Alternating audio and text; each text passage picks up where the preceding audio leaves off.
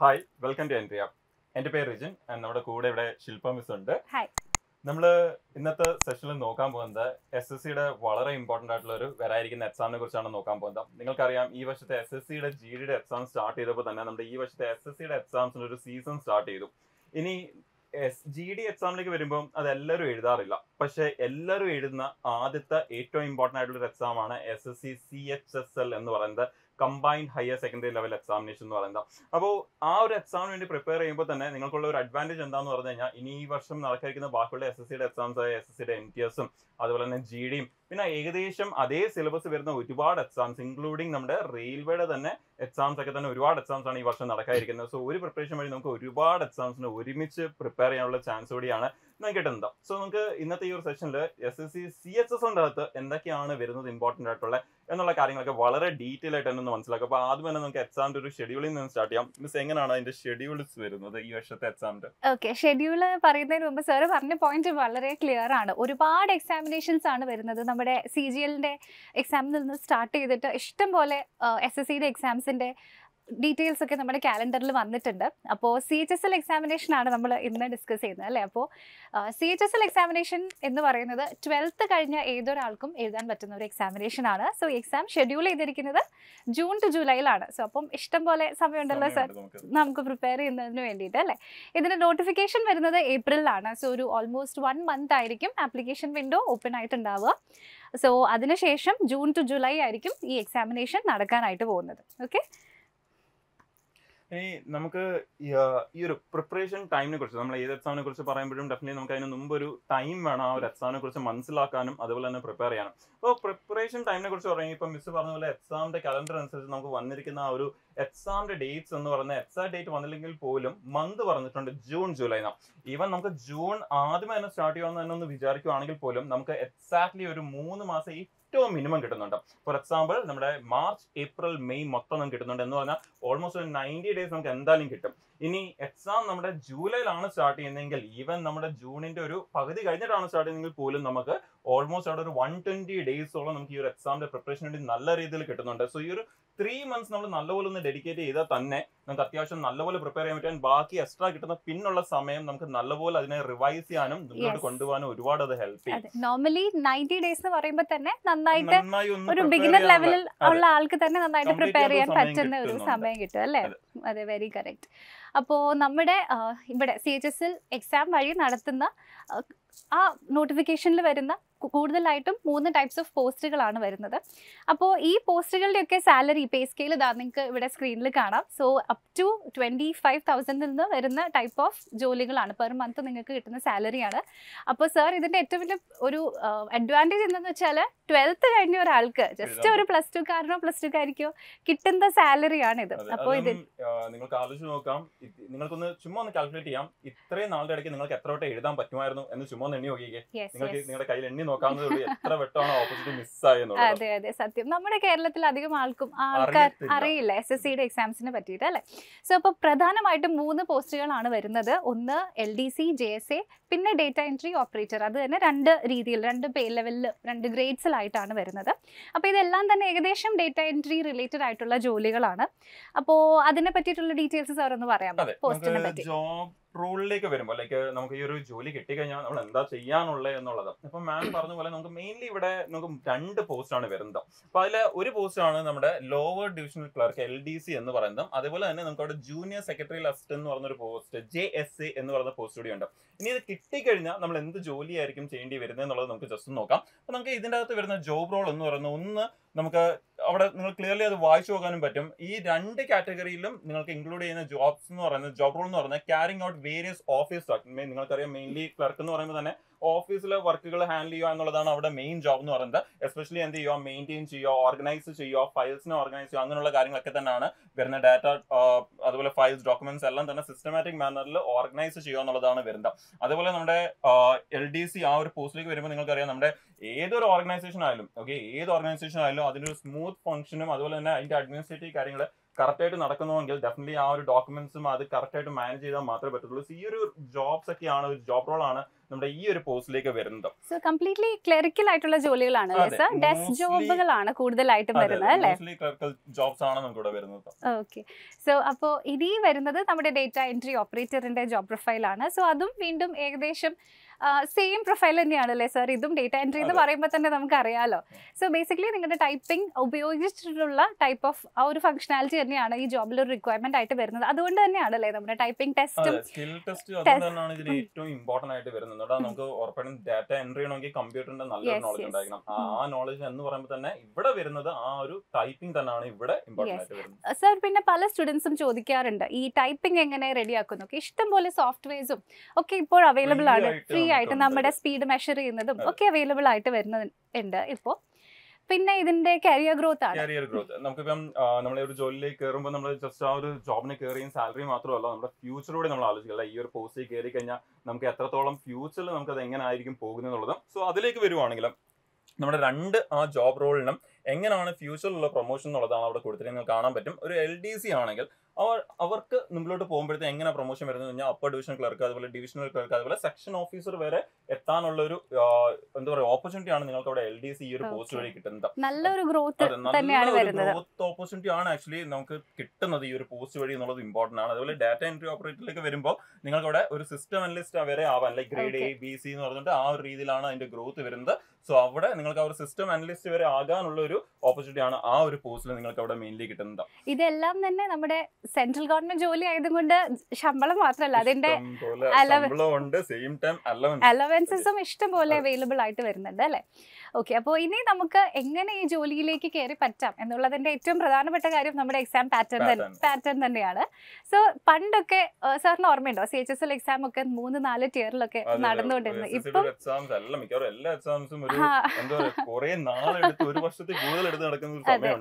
പക്ഷെ ഇപ്പം ആകെ 2 ടിയർ മാത്രമേ ഉള്ളൂ. അപ്പോൾ ഇപ്പോൾ പ്രിപ്പയർ ചെയ്യുന്നവരുടെയൊക്കെ ആക്ച്വലി നല്ല ബെസ്റ്റ് ടൈമാണ്. 2 ടിയറിൽ നിങ്ങൾക്ക് എക്സാമിനേഷൻ ആക്ച്വലി ഫിനിഷ് ചെയ്യാനായിട്ട് പറ്റും. രണ്ടും കമ്പ്യൂട്ടർ ബേസ്ഡ് ആണ്. പണ്ടത്തെ പോലെ ഡിസ്ക്രിപ്റ്റീവോ അങ്ങനെയൊന്നും ഇല്ല ഇപ്പോൾ അല്ലേ? കംപ്ലീറ്റ്ലി മൾട്ടിപ്പിൾ ചോയ്സ് ബേസ്ഡ് ആയിട്ടാണ് എക്സാം ഒക്കെ നടക്കുന്നത്. ഇനി ഇത് ടൈപ്പിംഗ് പോലെയുള്ള ജോലി റിക്വയർമെന്റ് ഉള്ളത് കൊണ്ട് തന്നെ ഇവിടെ ഒരു typing test towards the end നിങ്ങൾക്ക് കാണാനായിട്ട് പറ്റും. പിന്നെ നമ്മുടെ എക്സാം പാറ്റേൺ ആണ്. എന്താണ് സർ ഇതിന്റെ എക്സാം പാറ്റേണിന്റെ പ്രത്യേകത? എക്സാം പാറ്റേൺ നമ്മൾ ഏതൊരു എക്സാമിന് പഠിച്ചിട്ടുണ്ടെങ്കിലും അഗൈൻ വരുന്നതാണ് ഏതൊക്കെ സബ്ജക്ട് പഠിക്കാനുണ്ട് എന്നുള്ളൊരു സംഭവം. അപ്പൊ ഇവിടെ നമുക്ക് ഇവൻ ഒരു അഡ്വാൻറ്റേജ് എന്താന്ന് പറഞ്ഞു കഴിഞ്ഞാൽ അത് ആദ്യമേ പറയാം. ഈ ഒരേ പാറ്റേണിനാണ് മോസ്റ്റ് ഓഫ് ദി എക്സാംസും ഫോളോ ചെയ്യാൻ പോകുന്നത്. എസ്പെഷ്യലി നിങ്ങൾ ഫ്യൂച്ചറിൽ എഴുതാൻ പോകുന്ന MTS ഉം CGL എല്ലാവരും പഠിക്കുന്നത് CGL വേണ്ടിയാണ്. എടുത്താലും അവിടെ ഡ്രീം എന്ന് പറയുന്നത് CGL ആണ്. അപ്പൊ ആ ഒരു എക്സാമിന്റെ അതേ പാറ്റേൺ അതേ സിലബസിലാണ് പോകുന്നത് എന്നുള്ളതാണ് ഏറ്റവും വലിയ അഡ്വാൻറ്റേജ്. നമുക്ക് നോക്കിക്കഴിഞ്ഞാൽ 4 ഏരിയാസ് മെയിൻ ആയിട്ട് വരുന്നത്, 4 സബ്ജക്റ്റ്. ഒന്ന് ജനറൽ ഇന്റലിജൻസ് എന്ന് പറഞ്ഞാൽ നമ്മൾ അതിനെ റീസണിംഗ് എന്ന് പറയും. അതുപോലെ ജനറൽ അവയർനെസ് വരുന്നുണ്ട്, അതുപോലെ ക്വാണ്ടിറ്റേറ്റീവ് ആപ്റ്റിറ്റ്യൂഡ് വരുന്നുണ്ട്, ആൻഡ് ഇംഗ്ലീഷ് ലാംഗ്വേജ് ആണ് വരുന്നത്. നിങ്ങൾക്ക് കാണാൻ പറ്റും എല്ലാത്തിൽ നിന്നും 25 ക്വസ്റ്റ്യൻ വെച്ചും ഓരോ ക്വസ്റ്റ്യൻ ക്യാരി ചെയ്യുന്നത് 2 മാർക്ക് വെച്ച് എന്ന് പറയുമ്പോൾ ഓൾമോസ്റ്റ് നിങ്ങൾക്ക് അവിടെ 200 മാർക്സ് 100 ക്വസ്റ്റ്യൻസിന്റെ ഒരു എക്സാം ആണ് നടക്കുന്നത്. നമുക്ക് ഇതിനുള്ള സമയം എന്ന് പറയുന്നത് 1 മണിക്കൂർ ടൈമാണ് നമുക്കുള്ളത്. അതാണ് നമ്മൾ അവിടെ ക്യാച്ച് ചെയ്യേണ്ട കാര്യം. സോ അപ്പം ഇതിന്റെ ഡിറ്റോ പാറ്റേൺ ആണ് നമ്മുടെ CGL-നും സെയിം വരുന്നത്. അതെ. അപ്പോൾ ഇനി നമ്മൾ ഡീറ്റെയിൽ ആയിട്ട് ഡിസ്കസ് ചെയ്യാനായിട്ട് പോകുന്നത് നമ്മുടെ Tier 1 and 2 എക്സാമിനേഷൻ എങ്ങനെ നടക്കുന്നു എന്നൊക്കെയാണ്. പണ്ടൊക്കെ പല ദിവസങ്ങളിലൊക്കെ ആയിട്ടാണ് ഇങ്ങനെ നീട്ടി എക്സാംസ് നടന്നുകൊണ്ടിരുന്നത്. ഇപ്പൊ എല്ലാം പെട്ടെന്നാണല്ലേ സാർ? എല്ലാം 1 ഡേയിലൊക്കെ അല്ലേ എക്സാം നടക്കുന്നത്? പണ്ടത്തെ സ്കിൽ ടെസ്റ്റ് നടന്നുകൊണ്ടിരുന്നത് എല്ലാം കഴിഞ്ഞ അവസാനം കുറെ മാസങ്ങൾക്ക് ശേഷം. ഇപ്പോഴത്തെ ഏറ്റവും വലിയ അഡ്വാൻറ്റേജ് നമ്മുടെ സെക്കൻഡ് സെഷന്റെ കൂടെ തന്നെ എന്ത് നടക്കും, സെക്കൻഡ് ടിയറിന്റെ കൂടെ ആ സ്കിൽ ടെസ്റ്റ് അതും computer based. Very good. So അതുകൊണ്ട് തന്നെ നിങ്ങൾക്ക് ജോലിയിലേക്ക് കിട്ടാൻ ഉള്ള ആ ഒരു ഓപ്പർച്യൂണിറ്റീസും ഒക്കെ നിങ്ങളുടെ എന്തൂസിയാസം പോകുന്നതിന് മുമ്പ് തന്നെ അവിടേക്ക് നിങ്ങൾക്ക് എത്തിപ്പെടാനായിട്ട് പറ്റും അല്ലേ? അപ്പോൾ ഇവിടെ 2 ടിയറിലായിട്ടാണ് എക്സാം നടക്കുന്നതെന്ന് പറഞ്ഞു. സോ അതിൽ ഫസ്റ്റ് ടിയറിൽ വരുന്ന സബ്ജക്റ്റുകൾ ഉണ്ടല്ലോ, അത് തന്നെയാണ് നമ്മുടെ സെക്കൻഡ് ടിയറിലേക്കും അല്ലേ? നമ്മുടെ സെക്കൻഡ് ടിയർ അതിന്റെ വെയിറ്റേജിനും ചെറിയൊരു ഡിഫറൻസ് ഉണ്ടെന്നേ ഉള്ളൂ. സോ ഇവര് ഫസ്റ്റ് സ്റ്റേജിന് വേണ്ടി പഠിക്കുന്നത് ആക്ച്വലി വേസ്റ്റ് ആയി പോവില്ല. സെയിം കാര്യം തന്നെയാണ് നിങ്ങൾക്ക് സെക്കൻഡ് സ്റ്റേജിലേക്കും റിപ്പീറ്റ് ചെയ്ത് പഠിക്കാനായിട്ട് വരുന്നത്. സോ അപ്പൊ ഇതാണ് Tier 2 അല്ലേ സർ? അതെ, Tier 2 ഒരു ഫുൾ കംപ്ലീറ്റ് എക്സാം പാറ്റേൺ ആണ് നിങ്ങൾ കാണാൻ പറ്റും. ഇതിനെ സെഷൻ ആയിട്ടും സെക്ഷൻ ആയിട്ടും മോഡ്യൂൾ ആയിട്ടും സബ്ജക്ട് ആയിട്ടും ഒക്കെ തന്നെ പിന്നെ ഒരു ഡിവിഷൻ വരുന്നുണ്ട്. ഇവിടെ ഫുൾ ഡീറ്റെയിൽ ആയിട്ട് കാണാം. സെക്കൻഡ് ടിയറിലേക്ക് വന്നപ്പോ ഈ ഒരു വലിയ മേജർ എക്സാമിൽ നമ്മുടെ ഒരു 2022 തൊട്ടുള്ള ഒരു വലിയൊരു മേജർ ചേഞ്ച് തന്നെ ഇതായിരുന്നു നമുക്ക് പറയാം. നമുക്ക് ആദ്യം തന്നെ 2 സെഷൻസ് ഉണ്ട്, സെഷൻ 1ഉം സെഷൻ 2ഉം. അതിലെ സെഷൻ 1ലേക്ക് വരുമ്പം അവിടെ പിന്നെ 3 സെക്ഷൻസ് ഉണ്ട്. അതിൽ ആദ്യത്തെ സെക്ഷൻ്റെ അകത്ത് വരുന്നത് ആണ് 2 മോഡ്യൂൾസ്, മോഡ്യൂൾ 1 and 2 മാത്സും റീസണിങ്ങും ആണ് നമുക്ക് അവിടെ വരുന്നത്. ക്വസ്റ്റിന്റെ കൗണ്ട് നിങ്ങൾക്ക് അവിടെ തന്നെ കാണാൻ പറ്റും. 30 ക്വസ്റ്റ്യൻസ് ആണ് ഈച്ച് ചോദിക്കുന്നത്. എന്ന് പറയുമ്പോൾ മൊത്തം 60 ക്വസ്റ്റ്യൻ കാണും. പക്ഷെ ഇമ്പോർട്ടന്റ് എന്താന്ന് പറഞ്ഞാൽ ഇവിടെ ഒരു ക്വസ്റ്റിന് 3 മാർക്കും നെഗറ്റീവ്, അതെ വെയിറ്റേജ് മാറി. അതുകൂടെ നെഗറ്റീവിൽ ഒരു ചേഞ്ച് ഉണ്ട്, വലിയൊരു ചേഞ്ച് ഉണ്ട്. നെഗറ്റീവ് എന്ന് പറയുമ്പോഴത്തേക്കും നമുക്ക് 1/3 ആണ് നെഗറ്റീവ്. നിങ്ങൾക്കറിയാം ടിയർ 1ൽ വരുമ്പോൾ നെഗറ്റീവ് എന്ന് പറയുന്നത് 0.25 ആണെങ്കിൽ, അല്ലെങ്കിൽ നമുക്ക് 0.25 അല്ല, നമുക്ക് 0.5 എന്ന് പറഞ്ഞാൽ 1/4 ആണെങ്കിൽ നമ്മുടെ ഈ ഒരു ടിയർ 2ലേക്ക് വരുമ്പോൾ അത് 1/3 ആയിട്ട് മാറുവാണ്. അത് ഭയങ്കര ഇമ്പോർട്ടന്റ് ആണ്. എന്നാൽ നമ്മൾ ഒട്ടും തന്നെ അറിയാത്ത ക്വസ്റ്റൻസിനെ അറ്റൻഡ് ചെയ്യാൻ പാടില്ല. വളരെ വലിയൊരു നെഗറ്റീവിലേക്ക് കൊണ്ടുപോകാൻ സാധ്യതയുണ്ട്. കെയർഫുൾ ആയിട്ട് തന്നെ ചെയ്തു പോകണം. അതേപോലെ രണ്ടാമത്തെ ഇതിലേക്ക് വരുമ്പോൾ, രണ്ടാമത്തെ സെക്ഷനിലേക്ക് വരുമ്പോൾ നമുക്ക് അവിടെ ഇംഗ്ലീഷും ജനറൽ അവയർനെസ്സും ആണ് നമുക്ക് അവിടെ വരുന്നത്. പണ്ട് ഈ ഒരു ഏരിയസ് ഒക്കെ തന്നെ നമുക്ക് ആ ഒരു CGL വിത്ത് എക്സാമിന് ടിയർ 2 അങ്ങനെ ഇല്ലായിരുന്നെങ്കിലും ഇപ്പൊ അതെല്ലാം ഇംഗ്ലീഷ് ഉണ്ടായിരുന്നു, പക്ഷേ ജനറൽ അവയർനെസ് ഇല്ലായിരുന്നു. പക്ഷേ ഇപ്പൊ ഇതെല്ലാം നമ്മുടെ ടിയർ 2ൽ ഇൻക്ലൂഡ് ചെയ്തിട്ടുണ്ട്. ഇവിടെ മാത്രമല്ല ഫ്യൂച്ചറിലെ CGL. അപ്പോൾ അവിടെ നിങ്ങൾക്ക് ക്വസ്റ്റിന്റെ കൗണ്ട് കാണാൻ പറ്റും. ഇംഗ്ലീഷിന് 40 ക്വസ്റ്റ്യൻസ് ആണ് വരുന്നത്. അതുപോലെ ജനറൽ അവയർനെസ്സിന് 20 ക്വസ്റ്റ്യൻ ആണ് അവിടെ നിന്നും വരുന്നത്. പൊതുവെ വെയിറ്റേജ് കുറവാണ്. പക്ഷെ നേരത്തെ വെച്ച് നമ്മൾ നോക്കുമ്പോൾ നേരത്തെ ചോദിക്കാറേ ഇല്ലായിരുന്നു. പക്ഷെ ഇപ്പം ഇതുകൂടി ഇൻക്ലൂഡ് ചെയ്തു. പക്ഷെ ആ സമയത്ത് ഇതിന്റെ ഒരു ഇമ്പോർട്ടൻസ് ആക്ച്വലി കൂടുന്നുണ്ട്. ഇതിന് നമുക്ക് കിട്ടുന്ന ഓരോ മാർക്കും വളരെ ഇമ്പോർട്ടന്റ് ആണ്, ആ ഒരു ലെവലിലേക്ക് വരുന്നുണ്ട്. പിന്നെ അത് കഴിഞ്ഞാൽ പിന്നെ നമുക്ക് വരുന്നതാണ് നമ്മുടെ ക്വാളിഫയിങ് എന്ന് പറയുന്ന ഒരു ഏരിയ. എന്ന് പറഞ്ഞാൽ ഒന്ന് നമ്മുടെ സെക്ഷൻ 3ൽ മോഡ്യൂൾ 1ൽ ഒരു കമ്പ്യൂട്ടർ നോളജിന്റെ ഒരു ഇതുണ്ട്. അത് ക്വാളിഫയിങ് ആണ്. ഓക്കെ, ക്വാളിഫൈ ചെയ്യാനുള്ള കട്ട് ഓഫ് പക്ഷെ അവിടെ SSC ആയിരിക്കും തീരുമാനിക്കുന്നത്. അതേപോലെ നമുക്ക് അവസാനം മിസ് നേരത്തെ പറഞ്ഞ തന്നെ സ്കിൽ ടെസ്റ്റിന്റെ ഡീറ്റെയിൽസ് അവിടെ ഉണ്ട്. നിങ്ങൾക്ക് സ്കിൽ ടെസ്റ്റ് വരുന്നുണ്ട്, 2 പോസ്റ്റിനും സ്കിൽ ടെസ്റ്റ് വരുന്നുണ്ട്. പക്ഷെ അഗെയിൻ അതും എന്ത് തന്നെയാണ്, ക്വാളിഫയിങ് തന്നെയാണ്. നമുക്ക് അതിനൊരു കട്ട് ഓഫ് അവരെ ഡിസൈഡ് ചെയ്യുകയാണ് ചെയ്യുന്നത്. അതിന്റെ ഒരു എറർ അവർ കാൽക്കുലേറ്റ് ചെയ്യുന്ന അപ് ടു 2 ഡെസിമൽസ് ആണ് കാൽക്കുലേറ്റ് ചെയ്യുന്നത് എന്നുള്ളത് അറിഞ്ഞിരിക്കാം. ഈ ക്വാളിഫയിങ് നമ്മൾ പറയുമ്പോൾ ഒന്നെങ്കിൽ പാസ് അല്ലെങ്കിൽ ഫെയിൽ, അപ്പൊ തന്നെ നമുക്ക് റിസൾട്ട് SSC ഒരു കട്ട് ഓഫ് തീരുമാനിച്ചിട്ടുണ്ടായിരിക്കും. ആ കട്ട് ഓഫ് നമുക്ക് എന്തായാലും കിട്ടിയിരിക്കണം എന്നുള്ളതേ ഉള്ളൂ. അവിടെ ആ മാർക്ക് നമ്മുടെ ഫ്യൂച്ചർ റാങ്ക് ലിസ്റ്റ് പ്രിപ്പയർ ചെയ്യാൻ വേണ്ടി യൂസ് ചെയ്യുന്നു. അപ്പോൾ പിന്നെ നമ്മൾ ഇനി ഡിസ്കസ് ചെയ്യുന്നത് നമ്മുടെ ഡീറ്റെയിൽഡ് ആയിട്ടുള്ള സിലബസ് ആണ്. അപ്പോൾ സിലബസ് എന്തൊക്കെ സബ് ടോപ്പിക്സ് ആയിരിക്കും ഇതിൽ വരിക എന്ന് അറിയാൻ എല്ലാവർക്കും ഭയങ്കര ആകാംക്ഷ ഉണ്ടാവും. പക്ഷേ നമ്മൾ ഡീറ്റെയിൽഡ് ആയിട്ടുള്ള സിലബസിൻ്റെ വീഡിയോ നമ്മുടെ ചാനലിൽ ഇഷ്ടം പോലെ പോയിട്ടുണ്ട് അല്ലേ. ഇപ്പോൾ ഇംഗ്ലീഷിൻ്റെ സിലബസ് ആണെങ്കിൽ ഇതൊരു 12th ലെവൽ എക്സാമിനേഷൻ ആണ്. സോ ബേസിക് ആയിട്ട് 12th പഠിക്കുന്ന കുട്ടികളുടെ ആ ഒരു ലെവലിൽ തന്നെയാണ് എക്സാം വരുന്നത്. അപ്പോൾ നിങ്ങൾക്ക് സബ് ടോപ്പിക്സ് ഇപ്പോൾ ഇതിൽ കാണാം. ഞാൻ ഓരോന്നെടുത്ത് പറയേണ്ട കാര്യമില്ല, നിങ്ങൾക്ക് ഓൾറെഡി കാണാമല്ലോ. പക്ഷേ നിങ്ങൾ ശശി തരൂരൊക്കെ സംസാരിക്കുന്ന ആ ലെവൽ ഇംഗ്ലീഷ് ഒന്നും ആരും എക്സ്പെക്ട് ചെയ്യുന്നില്ല. ബേസിക് ആയിട്ടുള്ള ഇംഗ്ലീഷും പിന്നെ അതിൻ്റെ ഇഷ്ടം പോലെ പ്രീവിയസ് ഇയർ ക്വസ്റ്റ്യൻസ് വർക്ക്ഔട്ട് ചെയ്യുന്നതൊക്കെയാണ് നമുക്ക് ഇവിടെ പറയുന്നത്. അടുത്തത് റീസണിങ് ആണ്. സോ റീസണിങ് എന്ന് വെച്ചിട്ടുണ്ടെങ്കിൽ എല്ലാവർക്കും അറിയാം പൊതുവെ ഈസി ആയിട്ടുള്ളൊരു സബ്ജക്റ്റ് ആണ്. ആൻഡ് നന്നായിട്ട് നമുക്ക് മാർക്സ് സ്കോർ ചെയ്യാൻ പറ്റുന്ന സബ്ജക്റ്റ് ആണ്. അറ്റ് ദ സെയിം ടൈം നമ്മൾ കെയർലെസ് ആയാൽ ചിലപ്പോൾ കയ്യിൽ നിന്ന് പോകാനും ചാൻസ് ഉണ്ട് ഇവിടെ റീസണിങ്. ഓക്കെ, അപ്പം ഇതിൻ്റെ സിലബസ് ഉണ്ട്. സോ ഇതിൽ കൂടുതലും നമ്മുടെ വെർബൽ റീസണിങ്ങും ഉണ്ട്, നോൺ വെർബൽ റീസണിങ്ങിനും അത്യാവശ്യം നല്ല വെയിറ്റേജ് ആണുള്ളത്. സോ അതായത് നമ്മുടെ ഫിഗേഴ്സ് ഒക്കെ ഉപയോഗിച്ചിട്ടുള്ള ക്വസ്റ്റ്യൻസ് ഒക്കെ പെട്ടെന്ന് നമുക്ക് ആൻസർ ചെയ്യാനായിട്ട് പറ്റും. പിന്നെ വരുന്നത് നമുക്ക് കുറച്ച് ടോപ്പിക്സ് ആണ്. ഫോർ എക്സാമ്പിൾ ഇപ്പം നമുക്ക് ബ്ലഡ് റിലേഷൻഷിപ്പ്, ഡിസ്റ്റൻസ്, ഡിറക്ഷൻ അങ്ങനെയുള്ള ടോപ്പിക്സിലൊക്കെ കുറച്ച് കാര്യങ്ങൾ നമ്മൾ ആ ടോപ്പിക് റിലേറ്റഡ് ആയിട്ട് ശ്രദ്ധിക്കണം. ബാക്കിയൊക്കെ നന്നായിട്ട് പ്രിപ്പയർ ചെയ്തിട്ടുണ്ടെങ്കിൽ ഈസി ആയിട്ട് നമുക്ക് സോൾവ് ചെയ്യാൻ പറ്റുന്നതാണ് വരുന്നത്. പിന്നെ വരുന്നത് മാത്സ് ആണ് അല്ലേ. സോ മാത്സ് ഡീറ്റെയിൽഡ് ആയിട്ടുണ്ടല്ലോ സർ, മാത്സ് എന്തൊക്കെയാണ് നമ്മൾ നോക്കേണ്ടത്? മാത്സിൽ നമുക്ക് ഏകദേശം ഒരു ജനറൽ ആയിട്ട് ജസ്റ്റ് ഒന്ന് ഓടിച്ച് പറയാനാണെങ്കിൽ നമുക്ക് ഇങ്ങനെ പറയാം. നമുക്ക് ഒരു 24 ടോപ്പിക്സ് ആണ് ഇതിന്റെ അകത്ത് നോക്കേണ്ടത്. നമ്മൾ അതിനെ ഒരുപാട് ഡിവൈഡ് ചെയ്താൽ അത് 30 വരെ പോകാൻ സാധ്യതയുണ്ട്. അതുകൊണ്ട് ഡിവൈഡ് ചെയ്യേണ്ട, നമുക്ക് അത് ഫ്യൂച്ചറിൽ വളരെ ഡീറ്റെയിൽ ആയിട്ട് ഡിസ്കസ് ചെയ്യാം. അപ്പോൾ നമുക്ക് ഇവിടെ കാണാൻ പറ്റും, അത് ഹൈലൈറ്റ് ചെയ്തിട്ടുണ്ട്. ഓരോ ആ മേജർ ഏരിയാസ് ഹൈലൈറ്റ് ചെയ്തിട്ടുണ്ട്. നമ്പർ സിസ്റ്റം, അതുപോലെ ഫണ്ടമെന്റൽ അരിത്തമാറ്റിക് ഓപ്പറേഷൻസ്, അതിൻ്റെ അകത്ത് ഒരുപാട് ടോപ്പിക്സ് വരുന്നുണ്ട്. നിങ്ങൾക്ക് കാണാൻ പറ്റും നമ്മൾ പഠിക്കുന്ന പെർസെൻറ്റേജും റേഷ്യോയും അതുപോലെ ആവറേജ്, സിമ്പിൾ ഇൻട്രസ്റ്റ് കോമ്പൗണ്ട്സ് അങ്ങനെയുള്ള ടോപ്പിക്സ് എല്ലാം തന്നെ ആ ഒരു ഏരിയൻ്റെ അകത്ത് വരുന്നുണ്ട്. ഇത് കഴിഞ്ഞാൽ പിന്നെ നമ്മുടെ ചാർട്ട് ബേസ്ഡ് ആയിട്ട് ചോദിക്കുന്ന ഒരു ഏരിയ ഉണ്ട്, സ്റ്റാറ്റിസ്റ്റിക്സ്, അതാണ് അവിടെ വരുന്നത്. അത് കഴിഞ്ഞാൽ പിന്നെ നമുക്ക് പോകാനുള്ളത് വളരെ വലിയ സ്കൂളിൽ ഏകദേശം എല്ലാവരും കുറച്ചെങ്കിലും ഡിഫിക്കൽട്ടി ഫേസ് ചെയ്തിട്ടുള്ള ഒരു ഏരിയ എന്ന് പറയുന്നത് ഓൾജിബ്ര, ട്രിഗ്നോമെട്രി, മെൻസുറേഷൻ, ജോമെട്രി എന്ന് പറയുന്ന ഈ ഒരു ഏരിയ. അപ്പൊ ഇത് കുറച്ച് വാസ്റ്റ് ആയിട്ട് തന്നെ പഠിക്കാനുണ്ട് നമുക്ക് നമ്മുടെ SSCയുടെ എക്സാംസിലേക്ക് വരുമ്പോൾ. പക്ഷെ അത് ഒരിക്കലും എന്താ പറയാ, നമ്മുടെ ഈ വരാനിരിക്കുന്ന റെയിൽവേ അതുപോലത്തെ എല്ലാ എക്സാംസിലും ഉണ്ടായതുകൊണ്ട് തന്നെ നമുക്ക് അത് വലിയ അഡ്വാൻറ്റേജ് ആണ്. നമുക്ക് SSCക്ക് പ്രിപ്പയർ ചെയ്യുന്നവർക്ക് ഒരു എന്താ പറയാ സെപ്പറേറ്റ് പ്രിപ്പറേഷന്റെ ആവശ്യം വരുന്നില്ല റെയിൽവേയിലേക്ക് വരും. പക്ഷെ വേറൊരു എക്സാമിനൊക്കെ പ്രിപ്പയർ ചെയ്യുന്നവരാണെങ്കിൽ ചിലപ്പോൾ അവർക്ക് എന്ത് ചെയ്യും, ഈ ഒരു ഏരിയാസ് എക്സ്ട്രാ പ്രിപ്പയർ ചെയ്യേണ്ടി വരുന്നുണ്ട്. പക്ഷേ SSC കാൻഡിഡേറ്റ്സ് ആണെങ്കിൽ അവർക്ക് ആ ഒരു അഡ്വാൻറ്റേജ് ആണ് റെയിൽവേയുടെ എക്സാം വരുമ്പോൾ കിട്ടുന്നത്. പുതിയ പ്രിപ്പറേഷന്റെ ആവശ്യം വരുന്നില്ല അവർക്ക്. കുറച്ച് പ്രീവിയസ് ഇയർ ക്വസ്റ്റ്യൻസിന്റെ വർക്ക്ഔട്ടും കൂടി ഉണ്ടെങ്കിൽ സെറ്റ് ആയിട്ടുണ്ടാവും, ചെയ്യാൻ പറ്റും അത്.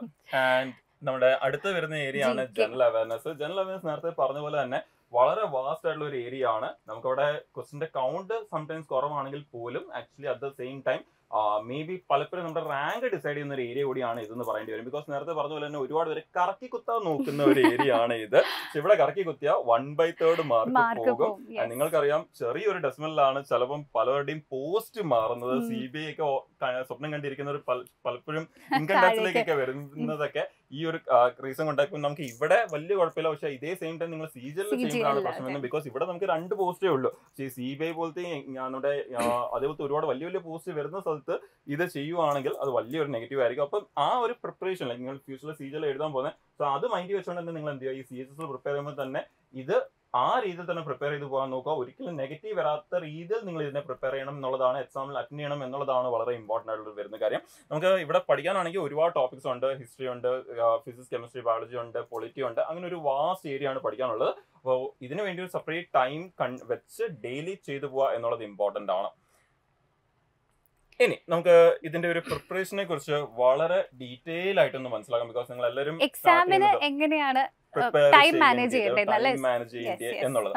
അപ്പോൾ നമുക്ക് എക്സാമിലേക്ക് വരുമ്പോൾ എല്ലാവരും ചെയ്യുന്ന ഒരു കാര്യമാണ് ടൈമിനെ കുറിച്ച് ശ്രദ്ധിക്കത്തില്ല. പക്ഷെ എക്സാമിൽ ചെല്ലുമ്പം എത്ര നല്ലപോലെ പ്രിപ്പയർ ചെയ്ത ഒരാളായാലും അവർക്ക് വരുന്ന ഒരേ ഒരു ഇഷ്യൂ മിക്കവാറും പേര് നമ്മൾ പറയുന്നത് കേട്ടിട്ടുണ്ടായിരിക്കും, സമയം കിട്ടിയില്ല, ക്വസ്റ്റ്യൻ കണ്ടില്ല, അങ്ങനെയൊക്കെ പറയുന്നത് നമ്മൾ എല്ലാവരും കേട്ടിട്ടുണ്ട്. അപ്പോൾ ആ ഒരു ഏരിയ അതാണ് ആദ്യം മനസ്സിലാക്കേണ്ടത്. നമുക്ക് പഠിക്കാനുള്ള നമ്മൾ സിലബസ് എല്ലാം നോക്കി അതിലേക്ക് പോകുന്നതിന് മുമ്പ് തന്നെ നമ്മൾ എങ്ങനെ പഠിക്കണം എന്നുള്ളതിലേക്ക് പോകുന്നതിന് മുമ്പ് തന്നെ നിങ്ങൾ അറിഞ്ഞിരിക്കേണ്ട കുറച്ച് വളരെ ബേസിക് ആയിട്ടുള്ള കാര്യമാണ് നമ്മൾ ഇനി പറയാൻ പോകുന്നത്. ഇവിടെ നമുക്ക് ഈ ഒരു ജനറൽ ഇന്റലിജൻസ്, റീസണിങ്, അതുപോലെ ഈ 4 സബ്ജക്റ്റും എക്സാമിന് 1 മണിക്കൂറാണ് ഉള്ളെങ്കിൽ നമുക്ക് അതിനെ ഓരോ സെഷനും എടുക്കേണ്ട ഒരു സമയമുണ്ട്. ഇപ്പോൾ ഫോർ എക്സാമ്പിൾ പറയുകയാണെങ്കിൽ നമ്മൾ ഈ ഒരു റീസണിങ്ങിന്റെ ഏരിയയിലേക്ക് വരുമ്പോൾ നമ്മൾ അവിടെ എടുക്കേണ്ട സമയം എന്ന് പറയുന്നത്, എക്സാമിൽ നമ്മൾ ആ ഒരു ഏരിയയ്ക്ക് വേണ്ടി സ്പെൻഡ് ചെയ്യേണ്ട ടൈം എന്ന് പറയുന്നത് നമ്മൾ ഏറ്റവും മിനിമം 12 എന്ന് പറയാം. പക്ഷെ 12 തീർക്കുന്നത് വളരെ ബുദ്ധിമുട്ടാണ്. സോ മാത്സ് നമുക്കത് 15 മിനിറ്റ് വരെ കൊണ്ടുപോകാം. പക്ഷെ 15 മിനിറ്റിന്റെ അകത്ത് തീർക്കണം. 15 മിനിറ്റ് കഴിഞ്ഞാൽ ഇനി 1 മിനിറ്റ് കൂടെ ഉള്ളൂ, ഞാൻ 1 മിനിറ്റ് കൂടി ഒന്ന് സ്പെൻഡ് ചെയ്തിട്ട് അടുത്തേക്ക് പോകാം എന്ന് ഒരിക്കലും വെക്കല്ല്. ഇമ്പോർട്ടന്റ് എന്താണ്, നമ്മൾ സെഷൻ സ്വിച്ച് ചെയ്തിരിക്കണം. അവസാനം നമുക്ക് സമയം ഉണ്ടെങ്കിൽ എന്ത് ചെയ്യാം, തിരിച്ചു വന്നിട്ട് നമുക്ക് എന്തെങ്കിലും മിസ് ആയിട്ടുള്ളത് നമുക്ക് നോക്കാൻ പറ്റും. പക്ഷെ നമ്മൾ ആ എക്സ്ട്രാ ടൈം അവിടെ സ്പെൻഡ് ചെയ്യുന്നതോറും ബാക്കിയുള്ള ഏരിയസിൽ എന്ത് ചെയ്യും, ടൈം പോയിക്കൊണ്ടിരിക്കുകയാണ്. ഈ 1 മണിക്കൂർ 4 ആയിട്ട് ഡിവൈഡ് ചെയ്ത് ഈക്വലി അങ്ങനെ ചെയ്യുന്ന ഒരുപാട് പേരുണ്ട്. അത് ഒട്ടും നല്ലൊരു ഐഡിയ ആയിരിക്കും. അങ്ങനെ ചെയ്ത് കഴിഞ്ഞാൽ പല ഏരിയസിനും പിന്നെ സമയം കിട്ടിയെന്ന് വരത്തില്ല. ഇനി അടുത്ത ഏരിയ എന്ന് പറയുന്നത് ജനറൽ അവയർനെസ് ആണ്. ഒരുപാട് പേര് ഒരുപാട് ടൈം സ്പെൻഡ് ചെയ്യാൻ നോക്കാറുണ്ട്, കറക്കി കുത്താൻ നോക്കാറുണ്ട്, ആലോചിക്കാറുണ്ട്. പക്ഷെ നിങ്ങൾക്ക് അറിയാം, വായിച്ചു നോക്കുക, ആൻസർ അറിയാമെങ്കിൽ മാർക്ക് ചെയ്യുക, ആൻസർ അറിയത്തില്ലെങ്കിൽ മാർക്ക് ചെയ്യേണ്ട. അതല്ല, 2 ഓപ്ഷൻ എലിമിനേറ്റ് ചെയ്യാൻ പറ്റിക്കഴിഞ്ഞാൽ ബാക്കിയുള്ള 2 ഓപ്ഷനെ നിങ്ങൾക്ക് മാർക്ക് ഫോർ റിവ്യൂ ഇട്ട് വേണമെങ്കിൽ നമുക്ക് പിന്നെ നോക്കാം എന്നുള്ള രീതിയിൽ മാറ്റി വെക്കാൻ പറ്റുന്ന ഒരു ഏരിയ ആണ്. പക്ഷെ ഇവിടെ സ്പെൻഡ് ചെയ്യേണ്ട ടൈം എന്ന് പറയുന്നത് മാക്സിമം സ്പെൻഡ് ചെയ്യേണ്ട ടൈം 5 മിനിറ്റ് ആണ് സ്പെൻഡ് ചെയ്യുന്നത്. അതിൽ കൂടുതൽ സ്പെൻഡ് ചെയ്യാനേ പാടില്ല. ഇനി അടുത്ത എല്ലാവരും ഏറ്റവും കൂടുതൽ ഡിഫിക്കൽട്ടി ഫേസ് ചെയ്യുന്ന, ഏറ്റവും കൂടുതൽ സമയം എടുക്കുന്ന ഒരു ഏരിയ ആണ് ക്വാണ്ടിറ്റേറ്റീവ് ആപ്റ്റിറ്റ്യൂഡ്. അപ്പോൾ ഇവിടെ നമുക്ക് ഒരിക്കലും 10 മിനിറ്റ് ചെയ്യണമെന്ന് പറയാൻ പറ്റത്തില്ല. നമുക്ക് ഒരു മിനിമം ഒരു 20 മിനിറ്റ് എന്ന ആംഗിളിൽ നമുക്ക് ഈ ഒരു ഏരിയ കീപ്പ് ചെയ്യാം. 20 മിനിറ്റിന് മുമ്പ് ചെയ്യുന്ന ഒരുപാട് പേരുണ്ട്. പക്ഷെ 20 മിനിറ്റ് എങ്കിലും എടുക്കും നമുക്ക് ആ ഒരു ഏരിയ കുറച്ചെങ്കിലും ഒന്ന് പ്രോപ്പർലി ചെയ്യാൻ വേണ്ടി. പലരും അത് അരമണിക്കൂറിൽ കൂടുതൽ എടുക്കാറുണ്ട്. അങ്ങനെ പോകാതിരിക്കാൻ പ്രത്യേകം ശ്രദ്ധിക്കും. ഓക്കെ, അതിനുശേഷം പിന്നെ നമുക്ക് വരുന്ന ഏരിയ ആണ് ഇംഗ്ലീഷ് എന്ന് പറയുന്നത്. ഇംഗ്ലീഷിന് നമ്മൾ സ്പെൻഡ് ചെയ്യേണ്ട ഒരു ടൈം എന്ന് പറയുന്നത് 12 തൊട്ട് 15 മിനിറ്റ് ആണ് നമ്മൾ സ്പെൻഡ് ചെയ്യേണ്ട ടൈം എന്ന് പറയുന്നത്. ഇങ്ങനെ ഈ ഒരു ഓർഡറിൽ നമ്മൾ കൊണ്ടുപോകാൻ പറ്റി കഴിഞ്ഞാൽ നമുക്ക് ടുവേർഡ്സ് എൻ്റെ ഒരു 5 തൊട്ട് 10 മിനിറ്റ് എക്സ്ട്രാ കിട്ടും. അങ്ങനെ കിട്ടുന്ന ആ ടൈം നമ്മൾ എന്തിനാ യൂട്ടിലൈസ് ചെയ്യേണ്ടതെന്ന് പറഞ്ഞാൽ നമ്മൾ മാറ്റി വെച്ചിരിക്കുന്ന ക്വസ്റ്റ്യൻസ് റിവ്യൂ ചെയ്യാൻ വേണ്ടി നമ്മൾ മാർക്ക് ഫോർ റിവ്യൂ ഇട്ടിട്ടുണ്ടായിരിക്കും. അതെല്ലാം ചെയ്ത് കഴിഞ്ഞെങ്കിൽ നമുക്ക് എന്ത് ചെയ്യാം, നമ്മൾ വിട്ടുപോയിട്ടുള്ള ഏതെങ്കിലും നിങ്ങൾ കോൺഫിഡൻസ് ഉള്ള ഏരിയയിലുള്ള ക്വസ്റ്റ്യൻസിനെ എന്ത് ചെയ്യാം, കംപ്ലീറ്റ് ചെയ്യാൻ വേണ്ടി അത് യൂസ് ചെയ്യാം. സാർ ഇത് പറഞ്ഞപ്പോഴാണ് ഇപ്പം 25 ക്വസ്റ്റ്യൻസിനാണ് നമ്മൾ 20 മിനിറ്റ്സ് ഇവിടെ അലോട്ട് ചെയ്യുന്നത്.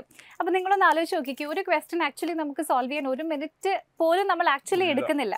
പക്ഷേ ഇവിടെ പലരും തെറ്റിദ്ധരിക്കുന്നത് എന്താണെന്ന് വെച്ചിട്ടുണ്ടെങ്കിൽ നമ്മുടെ സ്കൂളിലോ അല്ലെങ്കിൽ കോളേജിലൊക്കെ പഠിക്കുന്ന പോലെ ഇരുന്ന് നമ്മൾ ഇങ്ങനെ മാത്സിന്റെ ക്വസ്റ്റ്യൻസ് സോൾവ് ചെയ്യും. ഇവിടെ സ്റ്റെപ്പിന് മാർക്കില്ല. പക്ഷെ മാർക്കില്ല, അതാണ് ഇവിടുത്തെ പ്രശ്നം. സോ എങ്ങനെയാണ് ഈ മാത്സിന്റെ ഒക്കെ 25 ക്വസ്റ്റ്യൻസ് നമുക്ക് 20 മിനിറ്റ്സിൽ തീർക്കാം? അതിന് ഒറ്റ കാര്യമുള്ളൂ, നമുക്ക് മാക്സിമം ഷോർട്ട് കട്ട്സ് അറിയണം അല്ലേ സർ? സോ ഷോർട്ട് കട്ട്സും ട്രിക്സും നിങ്ങൾ ഇരുന്ന് ഡെവലപ്പ് ചെയ്യേണ്ട സാധനങ്ങളല്ല, അത് ഓൾറെഡി പഠിച്ച ആൾക്കാർ നിങ്ങൾക്ക് പറഞ്ഞു തരും. സോ നിങ്ങളുടെ ഇതുപോലുള്ള എക്സാമിനേഷൻസിലൊക്കെ കുട്ടികളുടെ ഏറ്റവും റാങ്ക് ഡിറ്റർമിനിങ് ഫാക്ടർ എന്ന് പറയുന്നത് അവരുടെ ടൈം തന്നെയാണ്.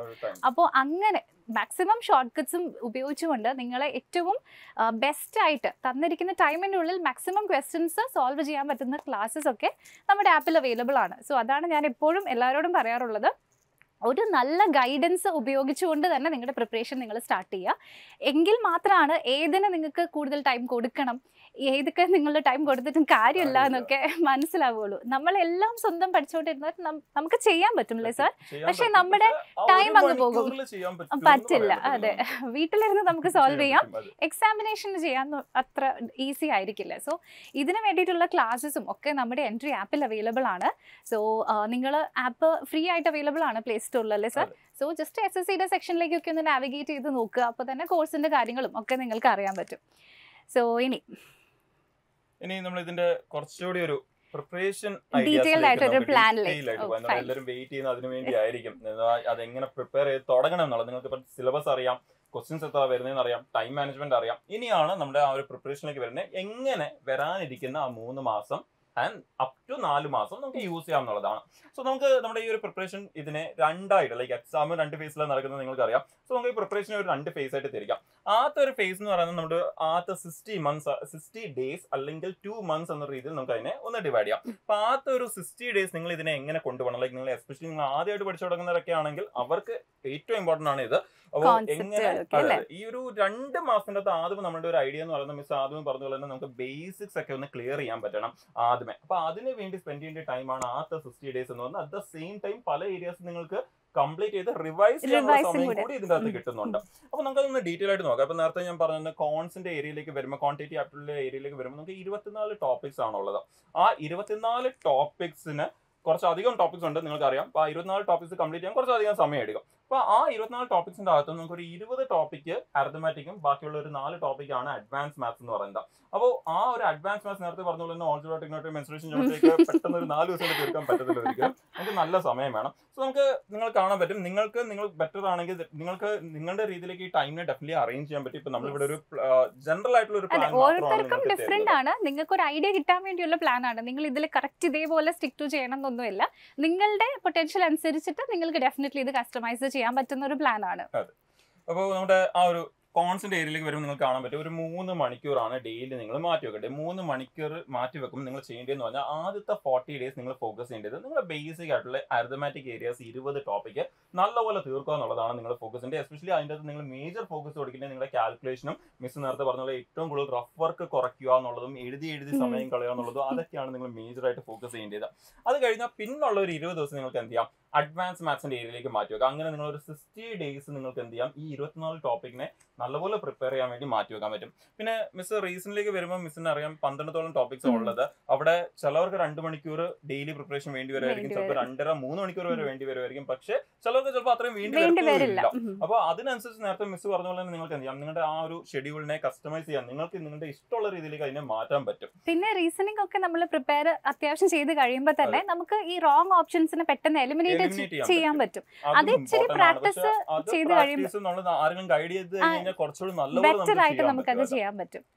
ഇനി നമുക്ക് അവിടെ വരുമ്പോൾ നേരത്തെ പറഞ്ഞുള്ള 12 ടോപ്പിക് ഉണ്ടെങ്കിൽ നമുക്ക് ആ ഒരു 60 ഡേയ്സ് ഉണ്ട്. അപ്പൊ ആ 12 ടോപ്പിക്കിനെ നമുക്ക് താഴത്തെ 30 ഡേയ്സ് കൊണ്ട് ബേസിസ് എല്ലാം കംപ്ലീറ്റ് ചെയ്തിട്ട് ബാക്കി 30 ഡേയ്സ് കൊണ്ട് നമുക്ക് എന്ത് ചെയ്യാം, ഫുൾ റിവൈസ് ചെയ്യാനുള്ള സമയമാണ് നമുക്ക് കിട്ടുന്നത്. അറ്റ് ദ സെയിം ടൈം അതേപോലെ തന്നെയാണ് നമ്മുടെ ഇംഗ്ലീഷും എന്ന് പറയുന്നത്. ഇംഗ്ലീഷും നമുക്കൊരു മേജർ ടോപ്പിക് എന്ന് പറയുന്നത് 12 ടോപ്പിക്സ് ഉള്ളത്. അപ്പൊ ആ 12 ടോപ്പിക്കിന്റെ അകത്ത് നിങ്ങൾക്ക് ഇതേപോലെ തന്നെ ഡെയിലി 2 hours മാറ്റി വെച്ച് കഴിഞ്ഞാൽ നിങ്ങൾക്ക് എന്ത് ചെയ്യാം, ആദ്യത്തെ ഒരു 30 ഡേയ്സ് കൊണ്ട് ആ ടോപ്പിക്സിന്റെ ബേസിക്സ്, ഗ്രാമറും അങ്ങനെയുള്ള ഏരിയാസ് എല്ലാം തന്നെ നല്ലപോലെ കവർ ചെയ്യാനും പിന്നുള്ളത് ഒരു 30 ഡേയ്സ് മാക്സിമം ക്വസ്റ്റ്യൻസ് വർക്ക്ഔട്ട് ചെയ്ത ആ ഗ്രാമർ റൂൾസും അങ്ങനെയുള്ള കാര്യങ്ങളൊക്കെ സ്ട്രോങ് ആക്കാനും റിവൈസ് ചെയ്യാനും ക്വസ്റ്റ്യൻ കാണുമ്പോൾ തന്നെ ഓക്കെ ഇവിടാണ് മിസ്റ്റേക്ക് എന്നുള്ള രീതിയിലേക്ക് മനസ്സിലാക്കാൻ പറ്റുന്ന ലെവലിലേക്ക് ഇംപ്രൂവ് ചെയ്തെടുക്കാൻ നിങ്ങൾക്ക് സമയം കിട്ടും. പിന്നെ നേരത്തെ പറഞ്ഞ പോലെ തന്നെ ഒരു വളരെ വാസ്റ്റ് ഏരിയ ആണ് GS എന്ന് പറയുന്നത്. അവിടെ നമ്മൾ പറയുന്നത് തന്നെ GS ഉണ്ട്, GA ഉണ്ട്, സ്റ്റാറ്റിക് ഉണ്ട് എന്നൊക്കെയാണ് നമ്മൾ പറയുന്നത്. അപ്പൊ GA എന്ന് പറയുമ്പോൾ ആക്ച്വലി അവിടെ ഉദ്ദേശിക്കുന്നത് ജനറൽ അവയർനെസ് എന്നുള്ളതാണ് ഉദ്ദേശിക്കുന്നത്. മെയിൻലി അത് ഉദ്ദേശിക്കുന്നത് കറണ്ട് അഫയേഴ്സിനാണ് ഉദ്ദേശിക്കുന്നത്. അതുപോലെ GS എന്ന് പറയുമ്പോൾ നമ്മളവിടെ ഒരുപാട് സയൻസ് എല്ലാ ഏരിയാസും ബാക്കിയുള്ളത് കവർ ചെയ്യുന്നുണ്ട്. പക്ഷേ ഇതൊക്കെ നമ്മുടെ സ്കൂൾ ലെവൽ സയൻസ് തന്നെയാണ് അല്ലേ? 10ാം ക്ലാസ് ലെവൽ വരെ ഉള്ളതാണ് മെയിൻലി ചോദിക്കുന്നത്. അപ്പൊ ഈ +2 കൊമേഴ്സ് എടുത്തവർക്കും ഇത് പ്രശ്നമൊന്നും അല്ലല്ലോ, വലിയ പ്രശ്നം വരത്തില്ല. ഇവരെല്ലാരും 10th വരെ പഠിച്ചതാണല്ലോ. വരുന്നത്. അപ്പൊ ഉറപ്പായിട്ട് നിങ്ങൾക്ക് ചെയ്യാൻ പറ്റും എന്നുള്ളതാണ്. ഒരുപാട് പേര് അങ്ങനെ എന്താ പറയാ ആ ഒരു 10th കഴിഞ്ഞ് വേറെ വഴിക്ക് പോയിട്ടുള്ളവർ വിചാരിക്കും ഇത് എന്നെ കൊണ്ട് പറ്റത്തില്ലെന്ന് വിചാരിക്കും. പക്ഷെ അങ്ങനെ അല്ല, പറ്റും, എല്ലാവർക്കും പറ്റും. അതുപോലെ തന്നെ നമുക്ക് ആ ഒരു ഏരിയക്ക് വേണ്ടി ടൈം എത്ര മാറ്റി വെക്കണം എന്നുള്ളത് കംപ്ലീറ്റ്ലി നിങ്ങളാണ് ഡിസൈഡ് ചെയ്യേണ്ടത്. ബിക്കോസ് നേരത്തെ പറഞ്ഞ പോലെ തന്നെ നമുക്ക് ചില ഏരിയസ് നല്ല സ്ട്രോങ് ആയിരിക്കും. ഫോർ എക്സാമ്പിൾ എനിക്ക് ചിലപ്പോൾ സയൻസ് സ്ട്രോങ് ആയിരിക്കും, പക്ഷെ എനിക്ക് പൊളിറ്റിയോ ജോഗ്രഫിയോ ഹിസ്റ്ററി ഒക്കെ ചിലപ്പോൾ എന്തായിരിക്കും കുറച്ച് പാടായിരിക്കും. അപ്പൊ ആ ഏരിയസിന് എന്ത് ചെയ്യാം, നിങ്ങൾ കൂടുതൽ സമയം മാറ്റി വെക്കാം. പക്ഷെ ഇത് ഉറപ്പായിട്ട് ഒരു നല്ല ഡിസൈഡിങ് ഫാക്ടറാണ് നമ്മുടെ എക്സാം പോയിന്റ് ഓഫ് വ്യൂയിലേക്ക് വരുമ്പോൾ റാങ്ക് ഡിസൈഡ് ചെയ്യുന്ന ഏരിയ ആണ് GS എന്ന് പറയുന്നത്.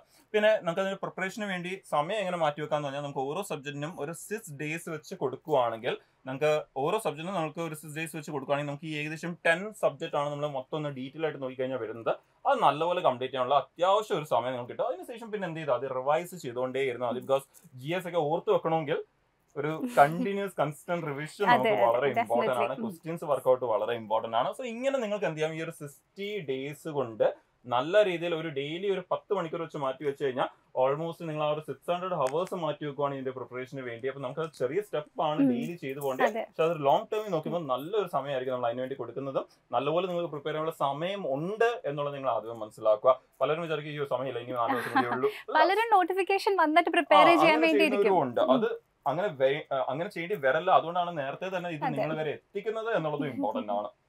ഇനി നമ്മൾ നേരത്തെ പറഞ്ഞത് നമുക്ക് ഇതിനെ 2 phase ആയിട്ട് തിരിക്കാന്ന് പറഞ്ഞത് അല്ലേ. ആദ്യത്തെ ഫേസ് കഴിഞ്ഞതിന് ശേഷം ആദ്യത്തെ 60 days കഴിഞ്ഞ് അടുത്ത ലാസ്റ്റ് ഫേസിലേക്കാണ് നമ്മൾ പോകുന്നത്. ഈ ഫേസ് തുടങ്ങുന്ന എപ്പോഴാണെന്ന് ചോദിച്ചു കഴിഞ്ഞാൽ നമ്മുടെ 2 മാസം കഴിഞ്ഞ് ബേസിക് കഴിഞ്ഞിട്ടാണ് നമ്മൾ പ്രിപ്പയർ ചെയ്ത് തുടങ്ങുന്നത്. കോൺസെപ്റ്റ്സ് ഒക്കെ ക്ലിയർ ആയതിനു ശേഷം അല്ലേ, ബേസിക്സ് ക്ലിയർ ചെയ്തതിനു ശേഷമാണ് നമ്മൾ തുടങ്ങുന്നത്. പക്ഷെ ഇത് എന്ന് വരെ പോകും എന്നുള്ളതാണ് ഇമ്പോർട്ടന്റ്. ഇതിനൊരു ടൈം ലിമിറ്റ് ഇല്ല. ഇതിന്റെ ടൈം ലിമിറ്റ് എന്നാന്ന് പറഞ്ഞു കഴിഞ്ഞാൽ നിങ്ങളുടെ എക്സാം എന്നാണോ ആ എക്സാമിന്റെ തലേന്ന് വരെയാണ് ഇതിന്റെ ടൈം ലിമിറ്റ് വരുന്നത്. അപ്പൊ എന്തൊക്കെയാണ് ചെയ്യേണ്ടതെന്ന് ചോദിച്ചു കഴിഞ്ഞാൽ ഉറപ്പായിട്ട് നിങ്ങൾക്ക് എത്രയൊക്കെ പഠിച്ചു കഴിഞ്ഞാലും ചില വീക്ക് ഏരിയാസ് എല്ലാവർക്കും കാണും. അപ്പൊ ആ ഏരിയാസിന് വേണ്ടി നിങ്ങൾക്ക് എന്ത് ചെയ്യാം, ഒരു ഡെയിലി 1 to 2 hours മാറ്റി വെക്കാം. അത് നിങ്ങൾ 4 സബ്ജക്റ്റിന് വേണ്ടി മാറ്റി വെക്കുവാണെങ്കിൽ 4 മണിക്കൂർ മാറ്റി വെക്കേണ്ടി വരും. പക്ഷെ നിങ്ങൾക്ക് എന്ത് ചെയ്യാവുന്നതേ ഉള്ളൂ, ആദ്യമേ വേണമെങ്കിൽ അത് ചെയ്ത് തുടങ്ങിയിട്ട് പിന്നെ പതുക്കെ ആ ടൈം കുറച്ച് കൊണ്ടുവന്നാലും മതി. അതേപോലെ പിന്നെ ഉള്ളതാണ് നമ്മുടെ ടോപ്പിക് വൈസ് പ്രാക്ടീസ്. എന്ന് പറഞ്ഞാൽ നിങ്ങൾ ഒരു ടോപ്പിക് പഠിക്കുവാണെങ്കിൽ ആ ടോപ്പിക്കിന് വേണ്ടിയുള്ള ക്വസ്റ്റ്യൻസ് മാത്രം പ്രാക്ടീസ് ചെയ്യുക എന്നുള്ളത് ഇമ്പോർട്ടന്റ് ആണ്. ആ ടോപ്പിക് സ്ട്രോങ് ആക്കാം. ഫോർ എക്സാമ്പിൾ വിചാരിച്ചു നിങ്ങളുടെ ഒരു വീക്ക് ടോപ്പിക് ഇവിടെ പ്രോഫിറ്റ് ആൻഡ് ലോസ് ഉണ്ടായിരുന്നെങ്കിൽ നിങ്ങൾ ആ പ്രോഫിറ്റ് ആൻഡ് ലോസ് ഇന്ന് വർക്ക്ഔട്ട് ചെയ്തിട്ട് എന്ത് ചെയ്യുക, ഇവിടെ വന്നിട്ട് അതിന്റെ ടോപ്പിക് വൈസ് ടെസ്റ്റ് ചെയ്ത് നോക്കുക. നല്ലപോലെ മനസ്സിലാവും ഏതെങ്കിലും ഏരിയസ് വിട്ടുപോയിട്ടുണ്ടോ, എല്ലാം ചെയ്യാൻ പറ്റുന്നുണ്ടോ നിങ്ങൾക്ക് നല്ലപോലെ മനസ്സിലാക്കാൻ പറ്റും. ഇത് ഡെയിലി ചെയ്തുകൊണ്ടിരിക്കുക നിങ്ങളുടെ എക്സാമിന്റെ തലേന്ന് വരും. അപ്പൊ നിങ്ങൾക്ക് ഒട്ടും തന്നെ മിസ് ആവുന്ന ഒരു ഏരിയാസ്.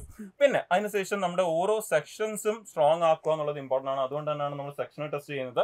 ഇത് ആർക്കാ ഇമ്പോർട്ടൻസ് ചോദിച്ചു കഴിഞ്ഞാൽ ഫോർ എക്സാമ്പിൾ എല്ലാവർക്കും നേരത്തെ പറഞ്ഞ ഒരു വീക്ക് ഏരിയ ആണ്. ഫോർ എക്സാമ്പിൾ എനിക്കിപ്പോൾ ഇംഗ്ലീഷ് വീക്ക് ആണെങ്കിൽ ഞാൻ എന്ത് ചെയ്യണം, ഡെയിലി ഇംഗ്ലീഷിന്റെ 1 or 2 സെക്ഷണൽ ടെസ്റ്റ് ഡെയിലി ചെയ്തുകൊണ്ടിരിക്കണം എക്സാമിന്റെ തലേന്ന് വരെ, നമ്മുടെ സ്കോർ നമ്മൾ വിചാരിക്കുന്ന ലെവലിലേക്ക് എത്തുന്ന വരെ. അപ്പോൾ നിങ്ങൾ അത് 4 സബ്ജക്റ്റിനും ചെയ്യുവാണെങ്കിൽ പോലും നിങ്ങൾക്ക് അവിടെ മാക്സിമം 2 മണിക്കൂറായിരിക്കും എടുക്കാൻ പോകുന്നത്. 4 സബ്ജക്റ്റിന് വേണ്ടി വരത്തില്ല. പക്ഷെ എന്നാലും സെക്ഷണൽ ടെസ്റ്റിന്റെ കാര്യം പറഞ്ഞപ്പോഴാണ് നമുക്ക് മോക്ക് ടെസ്റ്റുകൾ അവൈലബിൾ ആണ് എൻട്രി ആപ്പിൽ. സോ അതെന്ന് വെച്ചിട്ടുണ്ടെങ്കിൽ ഓരോ മോക്ക് ടെസ്റ്റിന് ശേഷം ഒരു പ്രോഗ്രസ് റിപ്പോർട്ട് ജനറേറ്റ് ചെയ്യും. സോ അതായത് നിങ്ങൾ എന്തുമാത്രം ഇംപ്രൂവ്മെന്റ് ഉണ്ട്, നിങ്ങളുടെ സ്ട്രെങ്ത് വീക്ക്നെസ് ഒക്കെ മനസ്സിലാക്കുന്ന രീതിയിൽ. അപ്പോൾ നമുക്ക് വിത്ത് ഡേറ്റ നിങ്ങളുടെ പ്രോഗ്രസ് നിങ്ങൾക്ക് മനസ്സിലാക്കാനായിട്ട് പറ്റും.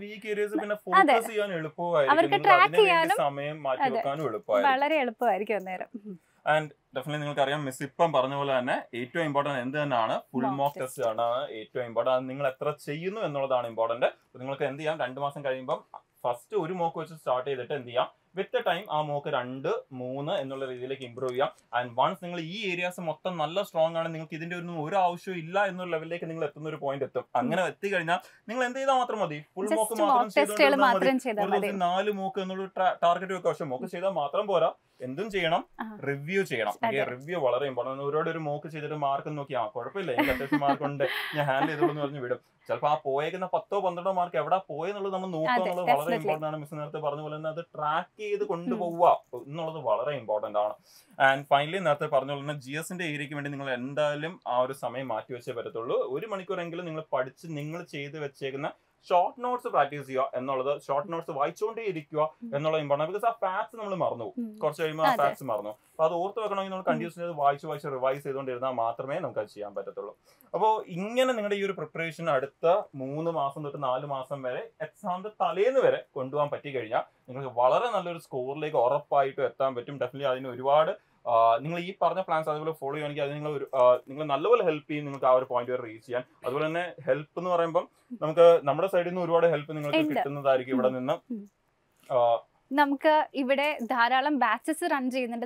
നിങ്ങൾക്ക് ഓൾറെഡി അറിയായിരിക്കും. ഇപ്പോൾ നമുക്ക് ഗോൾഡ് ബാച്ചസിൽ തന്നെ നോർമൽ ഗോൾഡും ഉണ്ട്, അതിൻ്റെ കൂടെ തന്നെ സൂപ്പർ ഗോൾഡും ഉണ്ട്. ഈ സൂപ്പർ ഗോൾഡ് എന്ന് വെച്ചാൽ ഒരു കുട്ടിക്ക് ഒരു മെന്ററാണ്, ഒരു ഇൻഡിവിജ്വൽ മെന്ററാണ് നമ്മൾ അസൈൻ ചെയ്ത് കൊടുക്കുന്നത്. സോ കംപ്ലീറ്റ് 24/7 അസിസ്റ്റൻസ് ഉണ്ട്, ഡൗട്ട് ക്ലിയറൻസ് ഉണ്ട്, അങ്ങനെ ഒരുപാട് ഫീച്ചേഴ്സ് ഉണ്ട് നമ്മുടെ ഇപ്പം പുതിയതായിട്ട് നമ്മൾ ലോഞ്ച് ചെയ്തിരിക്കുന്നത്. അതുപോലെ തന്നെ നേരത്തെ പറഞ്ഞ മോക്ക് ടെസ്റ്റുകളും. അപ്പം എക്സാക്ട്ലി നിങ്ങൾ ജസ്റ്റ് കുറച്ച് കഷ്ടപ്പെട്ട് റെഡി ആണെങ്കിൽ ബാക്കിയുള്ള പുഷൊക്കെ നമ്മുടെ കയ്യിൽ നിന്ന് നമ്മൾ തരുന്നതായിരിക്കും. അപ്പോൾ ഇത്രയും കാര്യങ്ങളാണ് നമ്മുടെ CHSL എക്സാമിനേഷന് വേണ്ടിയിട്ട് പറഞ്ഞിട്ടുള്ളത്. അപ്പോൾ നിങ്ങൾ ശ്രദ്ധിക്കേണ്ട കാര്യം, നോട്ടിഫിക്കേഷൻ വന്നിട്ട് പഠിക്കാമെന്ന് ആരും വിചാരിക്കരുത്. എത്രയും പെട്ടെന്ന് തന്നെ ക്ലാസ്സസും ഒക്കെ ജോയിൻ ചെയ്യുക, എത്രയും പെട്ടെന്ന് തന്നെ നിങ്ങളുടെ സൈഡിൽ നിന്നുള്ള പ്രിപ്പറേഷൻസ് സ്റ്റാർട്ട് ചെയ്യുക. അപ്പോൾ പറഞ്ഞതൊക്കെ എല്ലാവർക്കും ക്ലിയർ ആയിട്ട് മനസ്സിലായിട്ടുണ്ടാവുമെന്ന് കരുതുന്നു. എന്തെങ്കിലും ഡൗട്ടോ ക്വസ്റ്റനോ വരികയാണെങ്കിൽ ജസ്റ്റ് കോമെന്റ്സിലൂടെ എഴുതി അറിയിക്കാം. ഇതിനെക്കുറിച്ച് ഇനി ഇമ്പോർട്ടൻ്റ് ആയിട്ടുള്ള ഒരുപാട് അപ്ഡേറ്റ്സ് നമ്മൾ ഈ ചാനൽ വഴി തന്നെ നിങ്ങൾ എത്തിക്കുന്നുണ്ട്. ഇപ്പൊ നമ്മളൊരു ബ്രീഫാണ് നിങ്ങൾ തന്ന, ഓരോ ടോപ്പിക്കിനെയും വളരെ ഡീറ്റെയിൽ ആയിട്ടുള്ളത് നിങ്ങൾ അടുത്തുവരെ എത്താൻ പോവുകയാണ് ഇനി കമ്മിങ് ഡേയ്സിൽ. സോ അത് ഡെഫിനറ്റ്ലി ഫോളോ ചെയ്തുകൊണ്ടിരിക്കുക എന്നുള്ളത് വളരെ ഇമ്പോർട്ടൻ്റ് ആണ്. എന്നാൽ മാത്രമേ നിങ്ങൾക്ക് ഇതിന്റെ കൂടുതൽ അപ്ഡേറ്റ്സ് ക്ലിയർ ആയിട്ട് വളരെ ഡീറ്റെയിൽ ആയിട്ട് തന്നെ അറിയാൻ പറ്റത്തുള്ളൂ. ഓക്കെ, സോ അപ്പോൾ നമുക്ക് എന്നാൽ ഇന്നത്തെ വീഡിയോ വൈൻഡപ്പ് ചെയ്യാം. So thank you all. Thank you all the best.